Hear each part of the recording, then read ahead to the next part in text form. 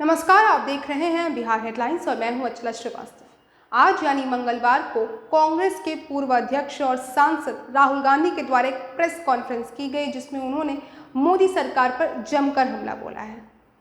कोविड-19 के पहले और दूसरे वेव में सरकार के द्वारा जो कुव्यवस्था दिखी गई है, उस पर उन्होंने यानी कि राहुल गांधी ने कई सारे तीखे बयान दिए हैं।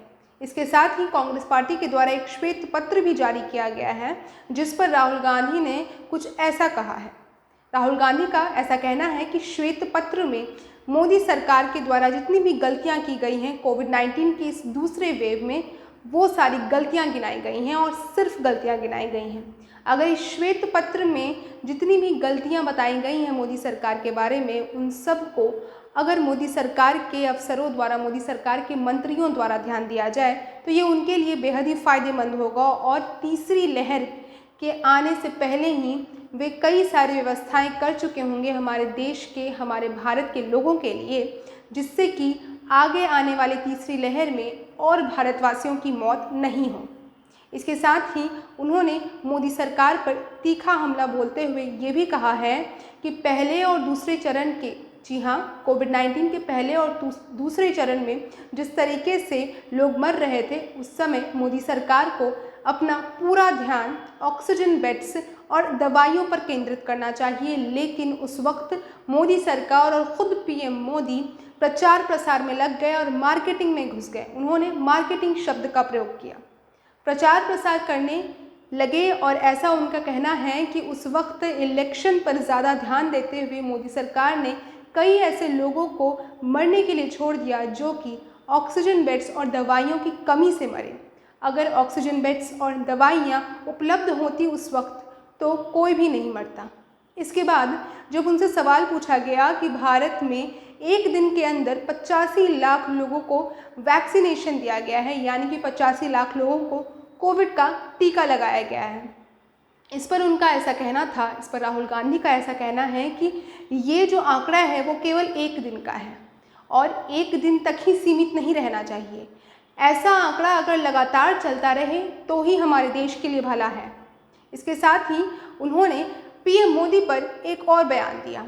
उनका ऐसा कहना है कि जब पोलियो की वैक्सीनेशन चल रही थी उस वक्त भारत के पीएम थे डॉक्टर मनमोहन सिंह, लेकिन उस वक्त जब एक दिन में 17 करोड़ लोगों को वैक्सीनेशन दिया गया पोलियो का, उस वक्त पीएम मनमोहन सिंह की कोई भी वाहवाही नहीं हुई और ना ही मीडिया में इस तरीके से उन्हें उजागर किया जा रहा था। लेकिन इस बार जब पीएम नरेंद्र मोदी के राज में एक दिन में 85 लाख लोगों को वैक्सीनेशन दी गई है, तो यहाँ पर पीएम नरेंद्र मोदी की वाह हो रही है और जय जयकार हो रही है।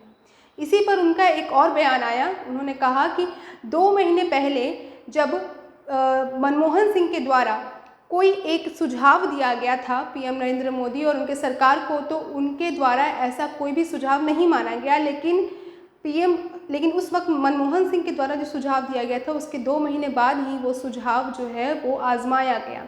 ऐसा क्यों हुआ? जब विपक्ष की पार्टी भी आपको कोई सुझाव दे रही है तो आपको उसे ध्यान देना चाहिए और उस पर काम करना चाहिए। इसके साथ ही श्वेत पत्र जो कि कांग्रेस पार्टी के द्वारा रिलीज़ किया गया, उसमें 4 ऐसे मुख्य बिंदु हैं जिस पर सवाल किए गए हैं मोदी सरकार से। 4 ऐसे मुख्य बिंदु जो कि कुछ इस प्रकार हैं। सबसे पहली बात कि कोविड-19 के दूसरे लहर के दौरान जो कुव्यवस्था दिखी गई थी भारत सरकार के द्वारा, वो तीसरी लहर के आने से पहले ही व्यवस्थित की जाए। दूसरी बात, ऑक्सीजन बेड और दवाइयों की कमी जिस तरीके से कोविड-19 के दूसरे लहर में दिखी थी, वो जो कुव्यवस्था है वो तीसरी लहर में ना दिखे। तीसरी महत्वपूर्ण बात ये थी कि जो भी लोग कोविड से पीड़ित हैं और जिस भी परिवार के किसी सदस्य की कोविड से मृत्यु हुई है, उनके लिए फंड्स रिलीज़ की जाए मोदी सरकार के द्वारा। यानी कि कोविड-19 के पहले और दूसरे लहर के दौरान जिस तरीके से किसी भी परिवार के सदस्य की कोविड से मौत हुई है, उन सभी परिवार के लिए एक तरीके से फंड्स रिलीज़ की जाए और उन्हें राहत दी जाए।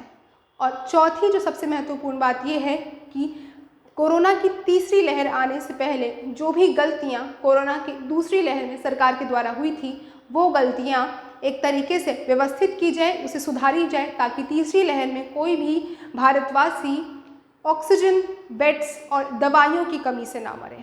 तो यही सारी बातें कही थी राहुल गांधी ने अपने प्रेस कॉन्फ्रेंस में। तो आगे की जानकारी के लिए बने रहिए बिहार हेडलाइंस के साथ। हमारे वीडियोस को लाइक शेयर करना बिल्कुल ना भूलिएगा। इसके साथ ही अगर आप हमें यूट्यूब पर देख रहे हैं तो हमारे यूट्यूब चैनल को सब्सक्राइब कर लीजिए, और अगर आप हमें फेसबुक पर देख रहे हैं तो हमारे फेसबुक पेज को लाइक ज़रूर कीजिए।